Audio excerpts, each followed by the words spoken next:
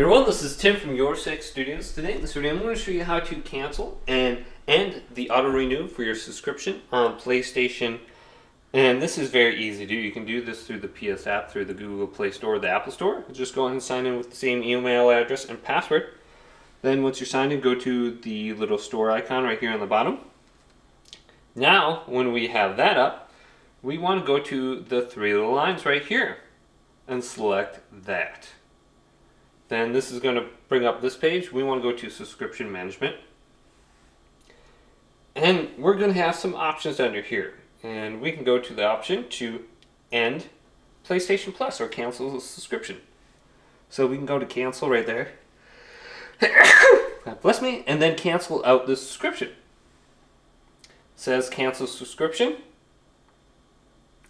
Now auto renew should be turned off. And it says reactivate subscription right here on the bottom.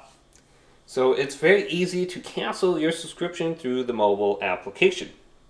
Hopefully this video did indeed help you out. If it did, leave it a big thumbs up and subscribe to my channel down below for more tech videos coming up next on YourSixStudios.